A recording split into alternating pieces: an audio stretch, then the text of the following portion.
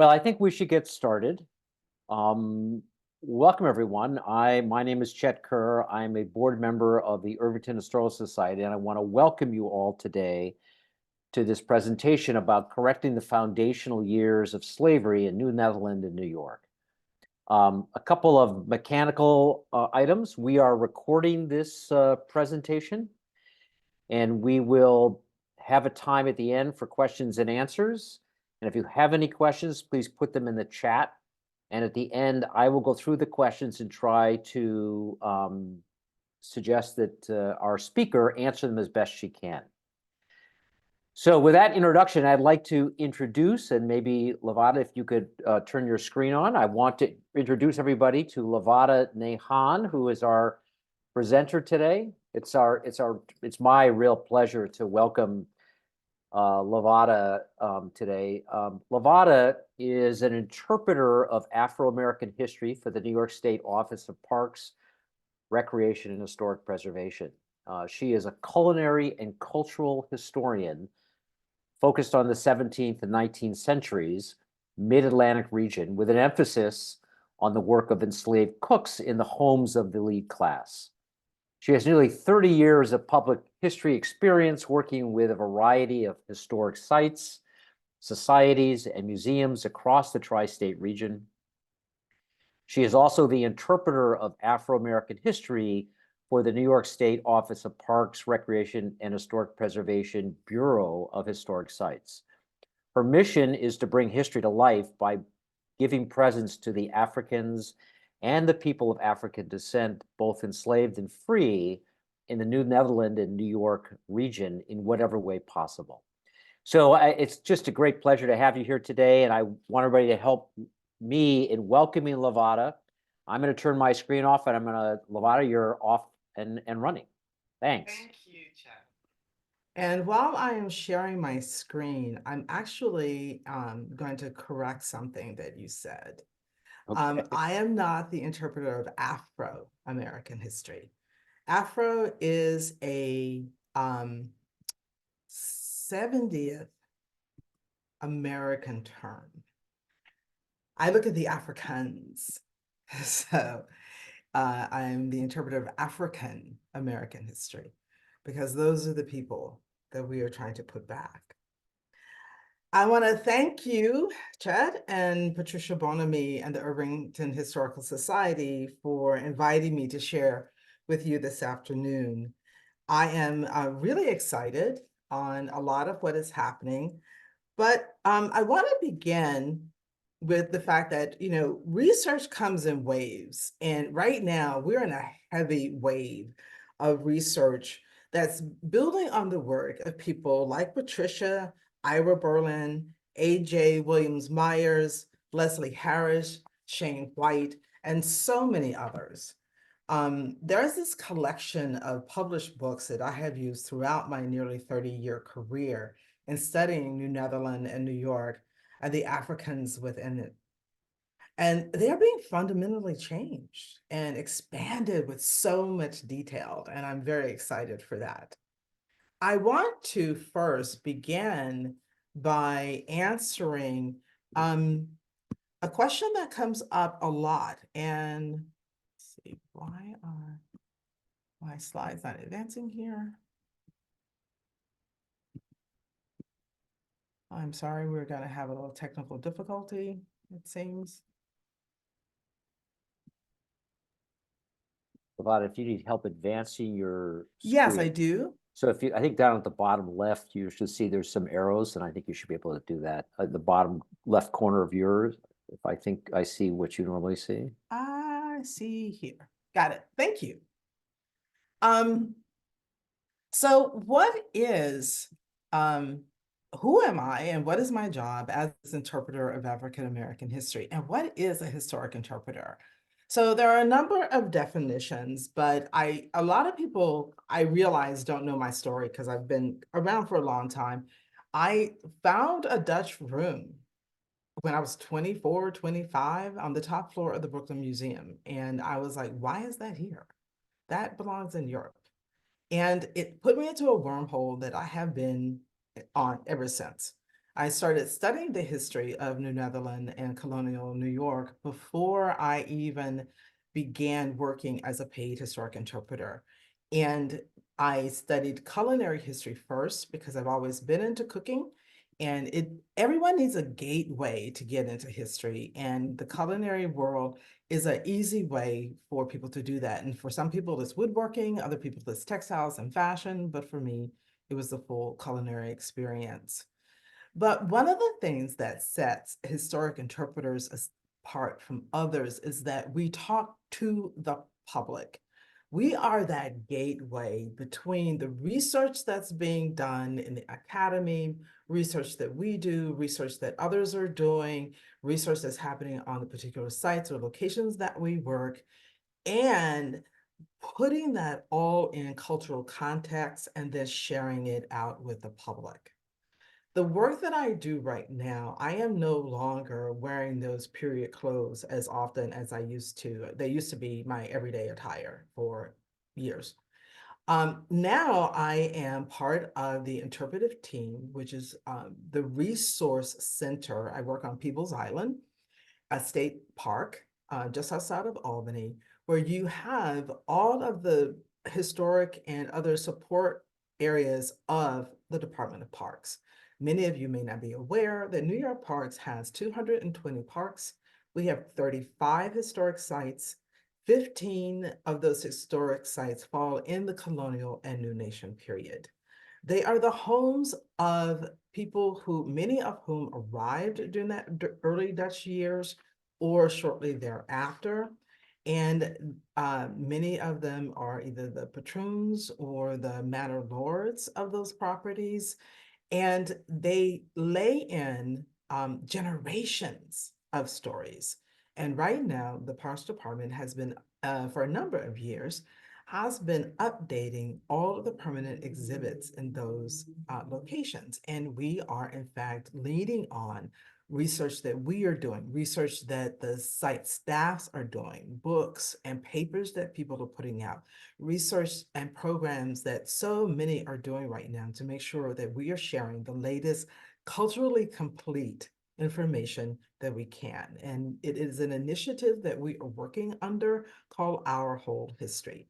So in 2019, I got a call from the Parks Department, said, hey, you want to come work with us for a while? And I said, yes, of course I do. Cannot believe it. Dream job. I am the first in this position. I hope I am not the last in this position. We also now have an interpreter of Native American history. So it is bringing a perspective to the story that normally was not there. So as all of this new research is coming out, I am laying it on top of 30 years of amazing work that people have done. And this research is happening everywhere. It is happening statewide, it's happening locally, it's happening in the Netherlands, it's happening in the Caribbean, it's happening at historic sites and in archives, as county historians, town historians, avid public historians, people who are just curious. It's in the archives, it's in archaeology, it's in the universities, it's in the churches, it's in the libraries. Literally, so much material comes across my desk every day. It just really blows me away. And for all of it, I am profoundly grateful. So don't stop sending it. So, but what does this mean, all of this, from the African's perspective, when we are putting all of this information back in place and putting the cultures that have not been spoken about, these undertold stories, what does that mean from the Africans and the African descendants perspective? And that is my view. Like, what does this mean to the White folks? How does it impact how we speak of the Blacks? How does it impact even the lives that we live today? One of the things I think that it's really important when we step into looking at this work, particularly in the colonial and New Nation periods, is that we look to the full institution of slavery. And this is actually very challenging. For me right now, we took a pie chart and cut it into thirds. One third would be the Africans and their descendants. Okay, and we're seeing that through archaeology, the physical locations where they were, the material culture they left behind. We're seeing that through documents. We're seeing that through the numbers, the names, the individual stories, how they show up in people's letters, how do they show up in people's wills, how do they show up in the legal record and the court records. All of that together is giving us a picture of who the people were. Then there's the side that we sort of look at, but this has become an area for me over the last 2 years where I'm heavily focused. I'm very, very curious. And it is all comes from a conversation that I actually had with Dr. Andrea Mosterman, the author of Enslaved Spaces. I had the pleasure of being the moderator for a New Netherland Institute talk, a panel where she was on discussing her book. And in that book, she shares a thought that has also been shared for a long time. And it's out there, it's common, it's Ira Berlin's work and other people's work, and it is around, was New York a slave society or a society with slaves? And as far as I am concerned, we are a slave society. For her work, she said, we are a society with slaves because it heavily is based on the economic area. So that sent me into a wormhole deeper into the one I've always lived in. So what is the economy around that? So when we're looking at a lot of the new research and we're moving this story forward, this is an area that a lot of this work is laying the groundwork for us to get a better understanding of, and for that I am profoundly grateful. There was a paper that came out in 2021 by Ann Butler, and it was in the New York Researcher. It is the journal of the New York Genealogical and Biographic, I think I'm pronouncing that wrong, Society. But in this article, she shares a lot of basic information around enslavement and around slavery. And it is given in ways that we have become accustomed to receiving. A lot of graph charts, a lot of percentages, and this is one of the things that I believe that is changing because of the new research, even within a couple of years. This paper came out in 2021, very well done. I've used it in a lot of references because she gives bullet point paragraphs of a lot of the stories that we already know around the enslaved. But it's now helping me to go back. And when I see a chart like the one, figure 2, um, embarkation regions of enslaved Africans who arrived in New York from the Americas, 1630 to 1776. Jamaica, Barbados, Antigua, Dutch Caribbean, South Carolina, Danish West Indies. Okay. I am no longer just accepting those names, because one of the things that the foundational years where a lot of the research is setting us up, it is setting us up for that 200 years. So when we say Jamaica, I want to know who in New York was involved with Jamaica. It's no longer good enough for me to say the ships came from there, the people came from there. Who is profiting from that? And where do they come from to begin with? So there's a multitude of levels, and what we're finding and why this is important.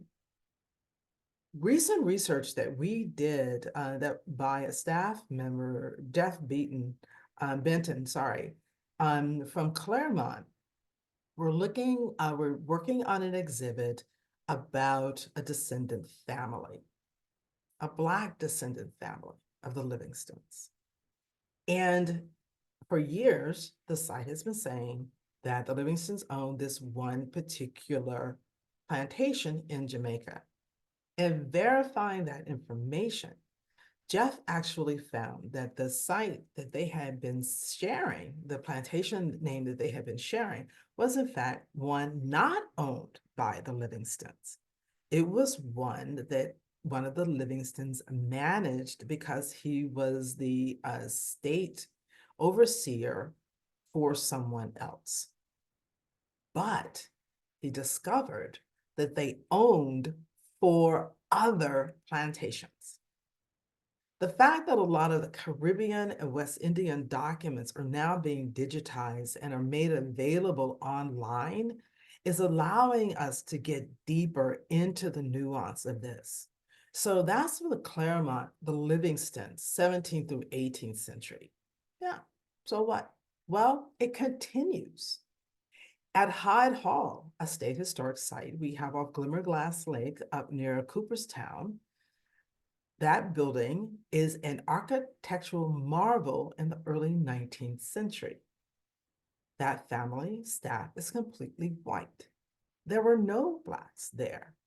So do we include them in our colonial new nation story or not? Well, actually we do, because the wealth of that family comes from sugar plantations that they owned in Jamaica. So well into the 19th century, money, wealth from Jamaica is flowing into New York. And this is why it's important for us to look at the full picture of the institution of enslavement, because sometimes it's not the bodies of the people. A lot of times it's the wealth, the money that goes along with the work of other Africans that are enslaved, but not necessarily on our own land. So that takes us back, it's always taking me back to that question.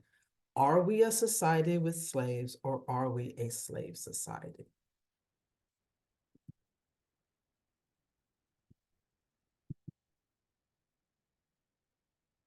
One of the first papers that I think I went over a slide. Let me see if I can look back. One of the papers that is really changing a lot of what I've shared in the last 30 years is one that was published this past summer by Dr. Jacobs in the New York History Journal. It is an amazing piece of work, and I cannot thank Yap enough. It, for the first time, goes into great detail, giving us the exact date, ship name, and circumstances around the arrival of 22 African men that were purchased by the Dutch West India Company and the first that are enslaved. For my entire career, we vacillated from 1625 to 1626, and it's always been 11 men. And we had names for 11 men. What we now know, again, thanks to Yap's work, the beginning of this paper starts going to that singular source, E.B. O'Callaghan's work.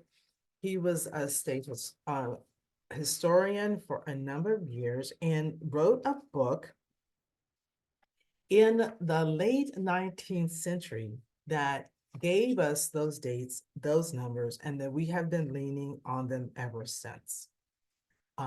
Through this book, we are also, through this paper, we are also seeing an area of this study that we tend not to discuss at all. Most of the time, when we talk about enslavement, really in the country or anywhere, we're jumping into it, particularly in the middle or near the end of it. For most people who have not studied the history of slavery beyond what we learned in school, means that it is connected to the plantation economy in the Southern colonies and the Civil War. Many people are still unaware that the Dutch settled our area. Many people are still unaware of the agricultural system that we have here that is not, that are called provisioning plantations or farms, that are not those traditional big houses with these rows of cabins in the back. So all of this information then that we are sharing really kind of is eye-opening. And 1619 has become the standard. Everyone knows now that the first enslaved arrived in Virginia in 1619, but even then there's a disconnect because people are not aware that the ship that they came off of was a Dutch privateer.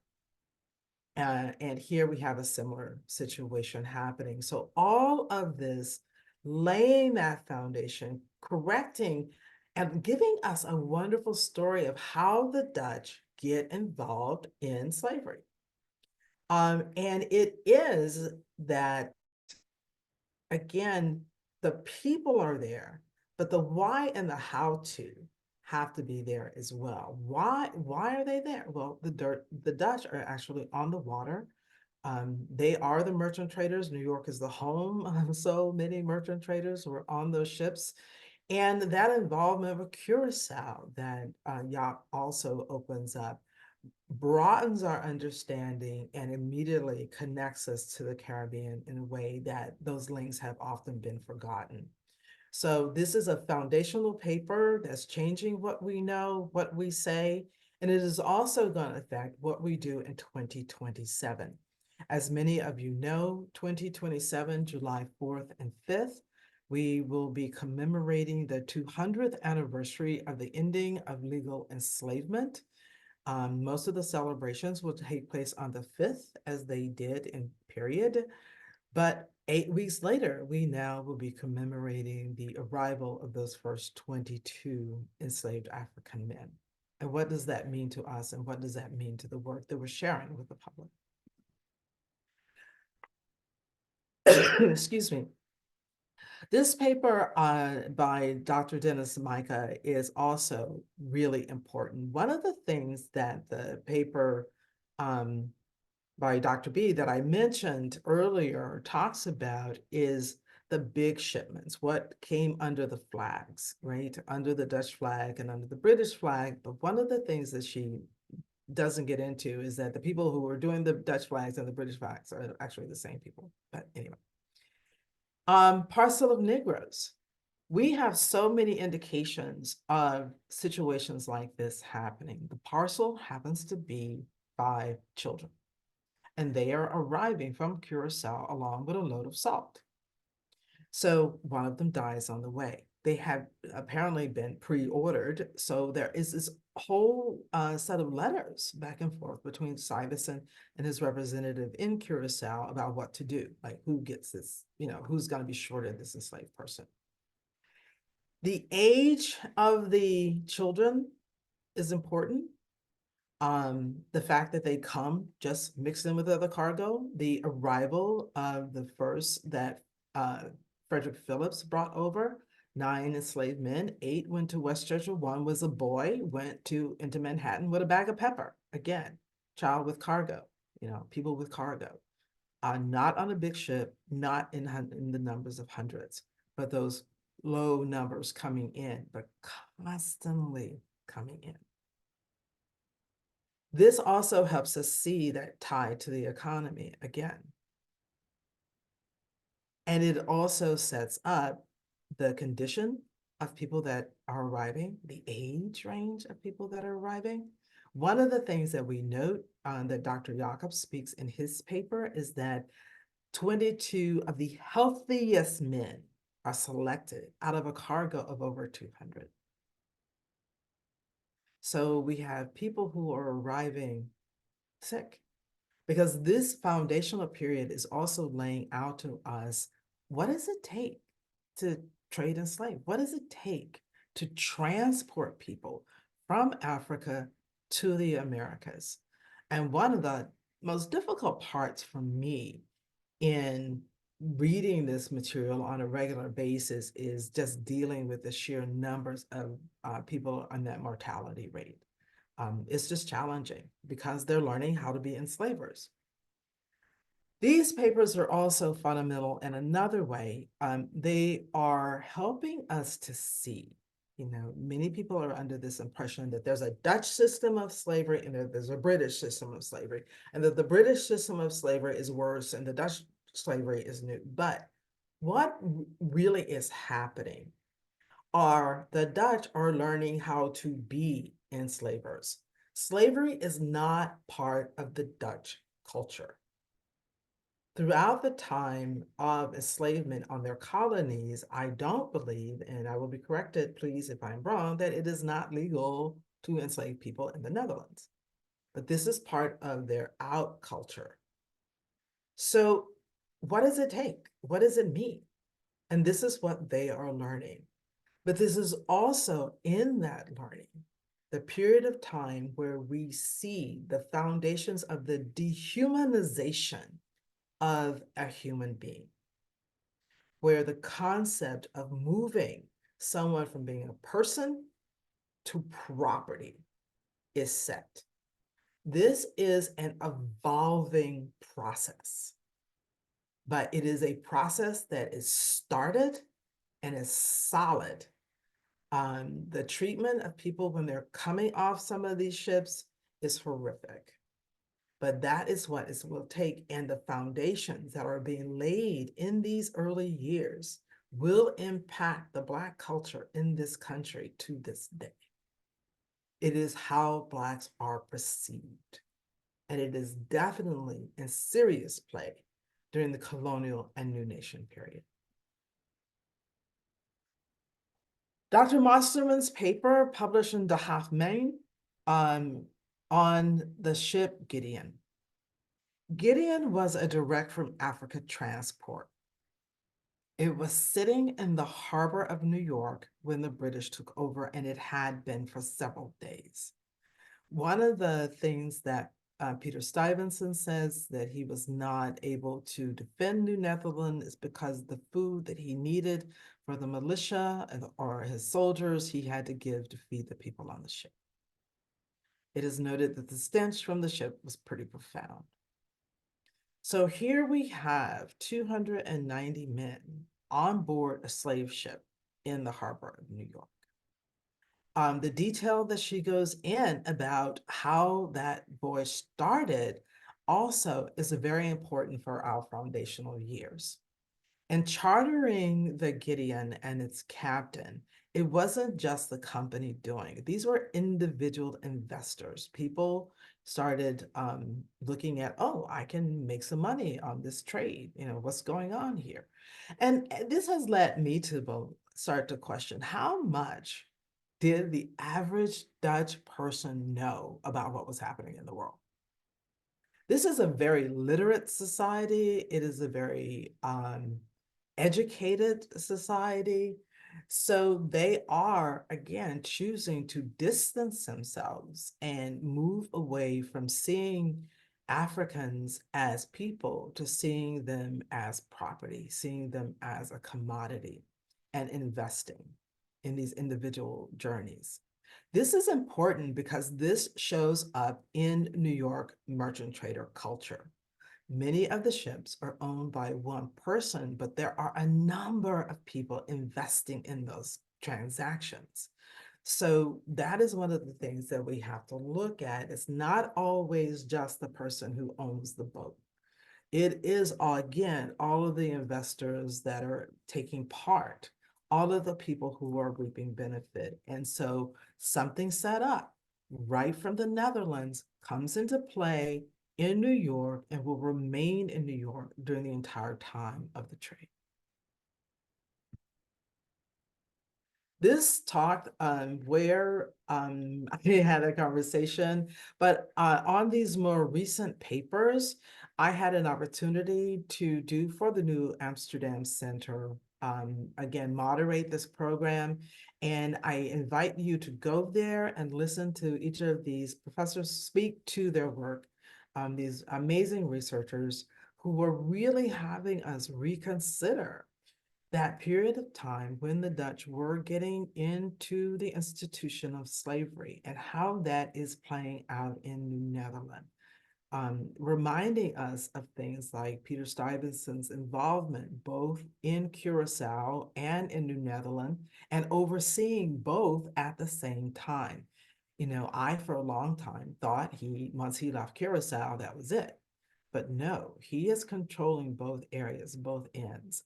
And that impact, that economic impact, as people like the Van Rensselaers, the Phillipses, the Livingstons, and others are coming in, setting up the patroons, setting up themselves as merchant traders, starting to buy land from the Netherlands that ultimately will become these giant manors. All of this is very important as we look at that economic growth because these families will control the region for generations. They are both enslavers, slave traders, but more so, they are the politicians that will lay out the laws and the rules in the state and those that impact the daily lives of the enslaved and free Black community, even under Dutch and British control. You know, we often think that the British government is everywhere, but there are councils. There are county representatives over time. You know, the colonial period is not one static. It moves from an early period to a middle period and to a late period. And for many of these early families, they will remain in place, in play through 3 to 5 generations.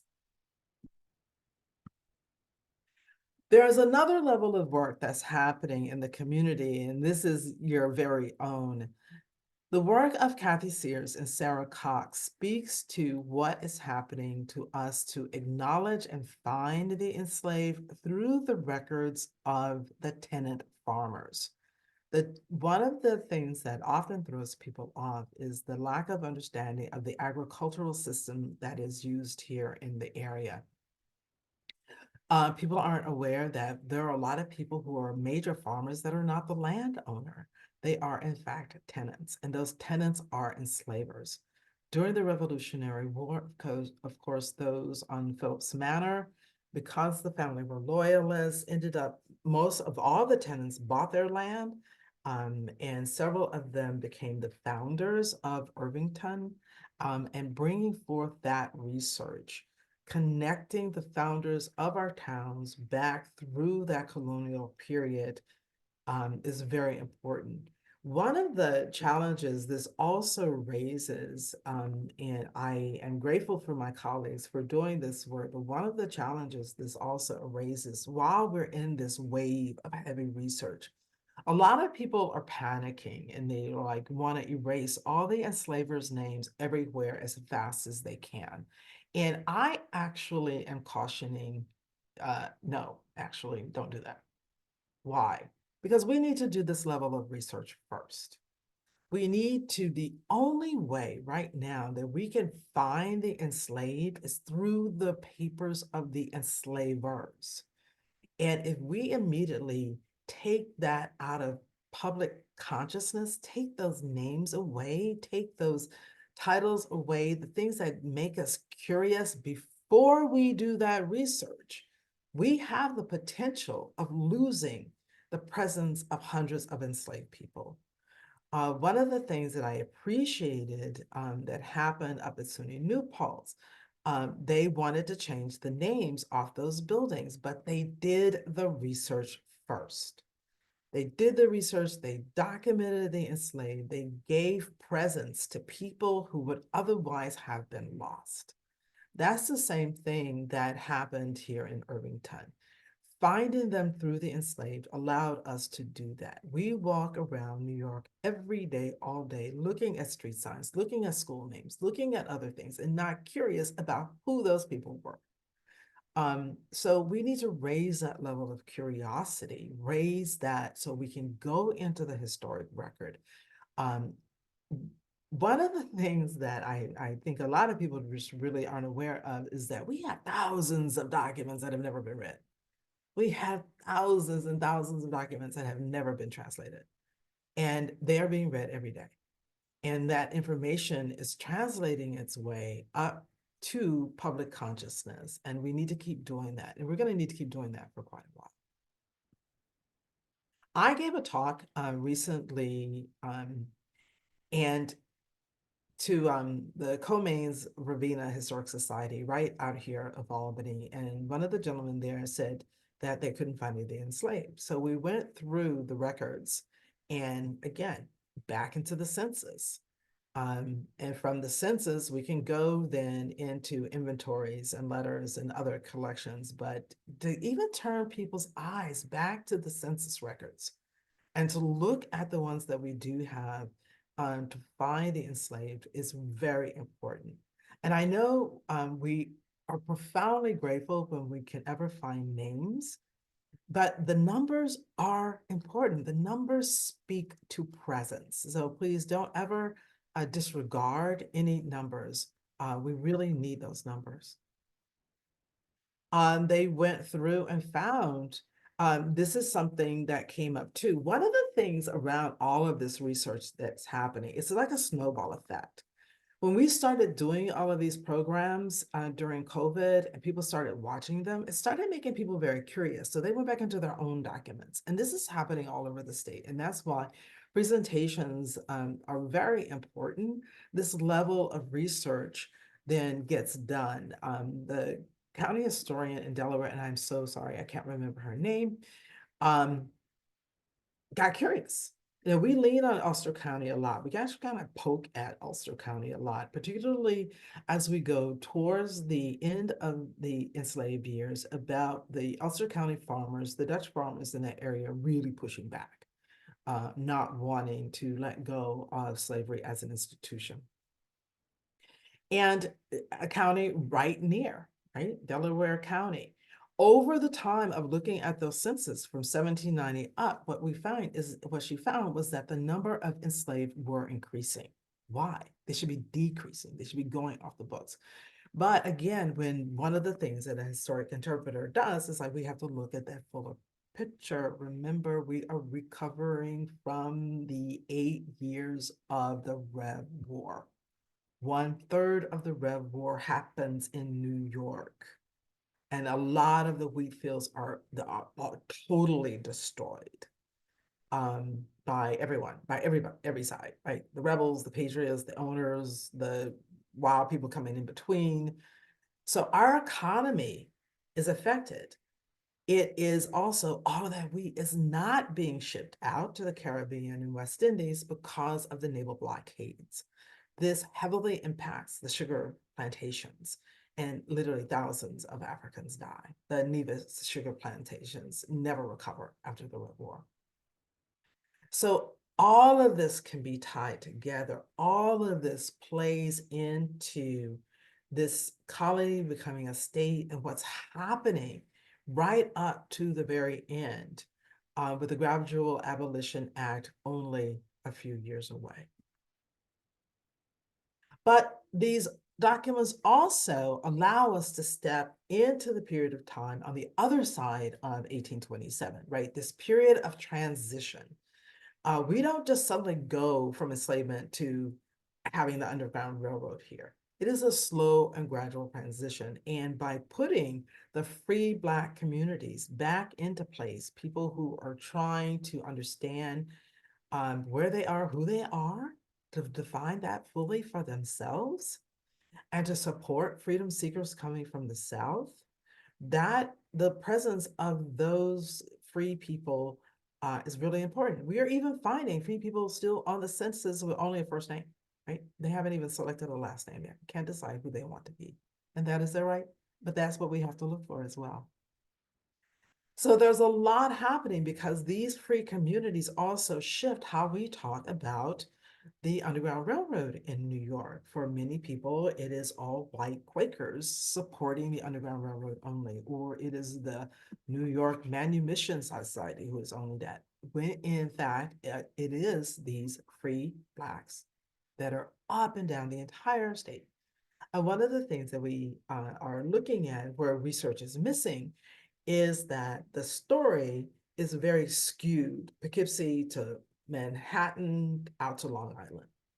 What happens about Poughkeepsie, particularly in Kingston, Albany, Western New York, Rochester, Buffalo, all of Stone Arabia, all of that history, and the presence of Blacks in that area is not being spoken to. And that's really where a lot of my research is right now. Looking at, we always want to say that Brooklyn had the largest percentage of enslaved, but that is because the white percentage of the population is low. But we can track year by year. And if we do body count to body count for a number of those years, Albany has the largest population of enslaved Blacks, and there is very little information being done around them. And so we are trying to correct that story. Nor do we speak to those who are in the Western lands, up on the Mohawk River. We don't talk about, particularly in the area of the state that is deep in the Underground Railroad, the period of the enslaved. And many of them are enslaved, being brought up by Southerners into that area. They're doing land speculation. They're bringing their enslaved here. They're trying to establish plantation style systems similar to the Southern ones here. And the founder of Rochester is one of those people. So areas of research that is also happening. A lot is happening in archaeology. You want to install a septic tank and we come up with an amazing Black history. One of the things though that we are challenged around are we are finding significant religious offerings that are copies of what we're finding, particularly out of the Yoruba region of West Africa. We have a lot of things in the collections, the State Museum, the state parks, and others where we've been saying they're one thing, and in fact, we're finding out that there's something else. So we are reestablishing or basically establishing for the first time relationships with noted Black scholars, particularly around African religious traditions.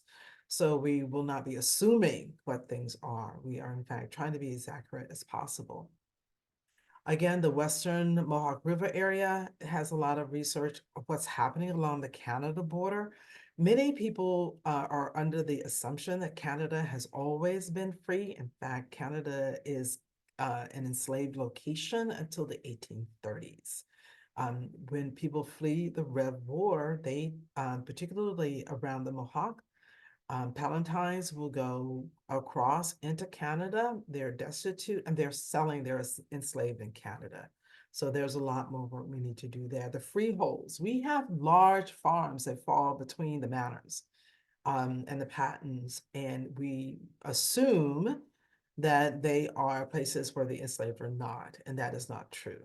On recent, some work that I had to do around Papscani Island, right behind Van Buren's home here in upstate New York, there were several farms, large wheat farms holding anywhere from 8 to 15 enslaved people on each farm. So there's we can't, there's still a lot of work to do there. We have some matters that are under research. I'm curious about the Beekmans and I'm curious about others. Some of that work was started again very early, but we need to revisit it and bring that information back into the fold. Again, the tenant farmers, there are hundreds and hundreds of tenant farmers. A lot of their records are around and we really could appreciate any eyes on those. Widows and women in households, we've also had to relook because of something that recently came up around the Van Shanks.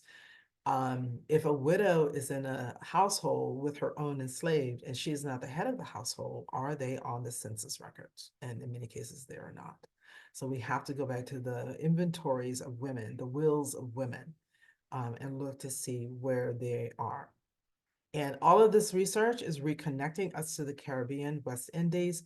Right now, there's active work being done. Sylvester Manor is out on Shelter Island.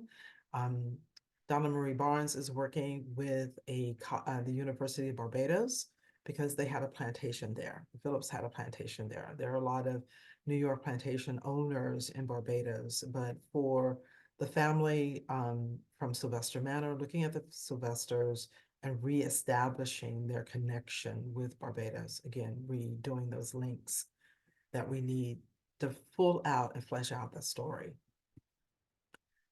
So the big thing that for me is 2027. Everyone is crafting, a number of locations and folks and organizations are crafting plans for July 4th and 5th. Why the 4th and the 5th? The law actually ended on the 4th, but repercussions around celebrating, Blacks celebrating on July 4th had been an issue. And so publicly in newspapers and churches and others, they encourage people to not celebrate on July 4th, but in fact to celebrate on July 5th. So there were parades. I'm taking an idea that was put out there by my dear friend, Peter Button. We are looking to have towns, cities, people ring bells for 1 minute, July 5th at noon in honor of celebrating and commemorating the legal end of enslavement. You're welcome to do a lot of others, But if your municipality or someone you know has bells, please think about being a part of that giant celebration. And then what do we do now to commemorate the arrival of those first 22 men that were enslaved? But we need, I'm encouraging and I'm pushing heavy one fact for 1 year that there was slavery in New York, because we still have too many people asking about that. I thank you, and I'll stop there.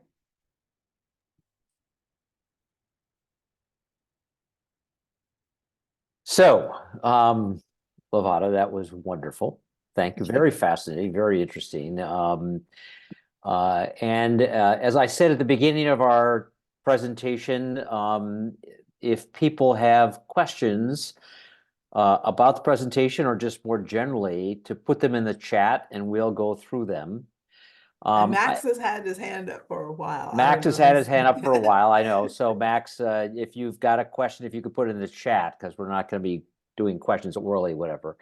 But let me just start off as before I turn to them, Lavada. It's just, you mentioned Kathy and Sarah, the work they did here in Irvington, digging into this, and they spent a lot of time and did a lot of work on all that.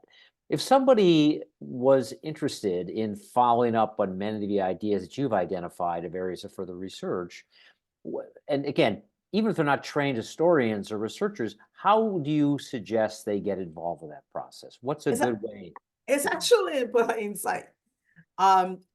Pick, I would say start with a thing, right? So is it a town? Is it your street? Go to the county archive, go to your city's historical society, go if you have a church, if you are an Anglican church or a Dutch Reformed church, particularly if your parish or church has been in your area since the 17th and 18th century, go back to those documents. If those documents are in Dutch, please reach out to Dr. Charles Gehring and the New Netherland Project. There are people who can help you with the translations. Start there. There is rare that there's a historic site or location that does not have a bunch of paperwork that nobody's read. At a recent, last week, we had the second annual convention for the Northern Slavery Collective. It is a peer-to-peer group here in the state. And starting with our keynote speaker, Jordan Jace from Consider the Source New York, a program out of the Archive Partnership Trust. Our biggest challenge is people can't read cursive. We have so many in my generation who grew up writing and reading cursive. But we have new professionals coming into the field who cannot. We need people who can read cursive. We need people who can read cursive. I cannot say that enough. So there are opportunities. One project, in fact, that they did at Lefferts House, they just did a public call and asked people just to show up, and they handed them a copy of a letter and just asked people to read it. So there are a lot of gateways to getting into it, and the documents are there. And if you can read cursive, go to a local historian and volunteer. Okay, here's another question, another open-ended question for you, Lavada. Just book suggestions. A number of people have said they're in book clubs and they're fascinated in this topic. If you were going to pick one or two books about the history of what you've been talking about slavery, specifically in New York or the North, what might you suggest is a good place for people to turn to? One of the things is you also have to pick what part of the story do you want to know? If you want to know the early years right now, those are in papers. If you want to know the middle years, you go to a new book, say by Dr. Nicole Maskell, Bound to Bondage. If you want something light and you don't know New Netherland at all, go to Russell Shorto's Island in the Center of the World. Go to an old standard that I highly recommend, Slavery in New York. Slavery in New York is a book that was connected to a 3-year exhibit done by the New York Historical Society. It is a series of essays, and each of the essayists have books on that particular subject. So that's a great way to start, and it is readily available in most of the libraries. To do Hudson River Valley specific, you can also look at the work of A.J. William Myers. Again, easy books, a number of books that are transitional to get you into the heavier stuff. So that's where I would start. Okay, so here's a question, and I'm going to read this question because it's a little thoughtful, very thoughtful, from Tom Thacker. It's been 20 years since I've read Berlin's Many Thousands Gone, but based on my recollection, his distinction between slave societies and societies with slaves was based on the existence of a whole constellation of dominant or non-dominant economic, political, and cultural institutions. He went on to argue that while many of the colonies and later states of the South satisfied his definition of societies with slaves, the North did not satisfy this definition. So I'm curious whether you reject or agree with his definition, or what developments you could point to that would suggest that the North actually fits into his definition of societies with slaves. All of the North, I am questioning New York. And a lot of it is around the economic things that he mentioned. At the time that he wrote that, we did not know as much as we know now. So I think that it is about, for me, and this is strictly the African's perspective, I want to go back and look at it. For all the wealth that fell into New York around products and things related to slavery, for us not to count that wealth, I can't go there. So it is about revisiting, and at what point can stuff change? I mean, yeah, he can say that, but that does not necessarily mean I have to agree. I don't agree with it. As far as I'm concerned, I'm clear. New York is a slave society because there are a lot of people who are very wealthy for a long time off the backs of the enslaved, both here and in the Caribbean. And so this is one of those areas where sometimes the public historians push back against the academy. And I'm one of those people pushing back. Okay. In your talk, you mentioned free blacks as well as slaves in New Netherland. What do we know about the lives of free blacks in New Netherland and New York back in the late 1600s and early 1700s?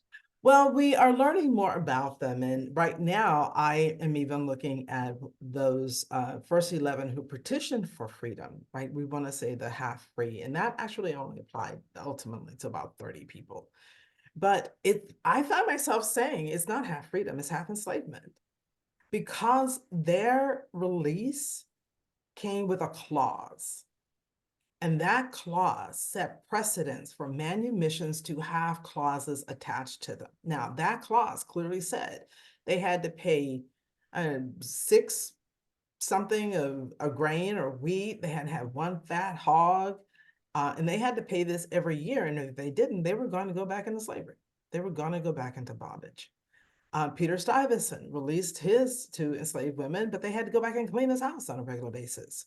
So we're locking people into situations where they have no choice but to stay close. We're having people being bound to, if you have to give over 6 bushels of corn, be whatever that grain is, beans, corn, maize, wheat, beans, peas, that means they have to farm. What if they don't want to go farming? What if they want to become a shipbuilder? What if they want to do something else? What if they want to try to get on a boat and leave? They have to buy themselves out of that clause. And the clauses stay attached to manumission documents for 200 years. I was reading a bunch of them the other day, and I found a clause, a woman up here in Albany, she had to be out of Albany in 24 hours. What about her friends? What about her family? Was she living kids? So there are all these things, but those are the kind of precedents we're seeing. And so again, research needs to happen. I would love if we had equal number of books on our history as we do on Southern history. But for every 5 to 6 books on Southern history, we have 1. I mean, that's just where we are. Because most of us went to school, and the American school system is still teaching enslavement as it is attached to the Southern system. And many people within a state really just don't value their state's history. So here's a question. How do you keep up with all this new research? Are there websites or there blogs to follow? If somebody was really wanted to hear about what you've been talking about, where could they turn to?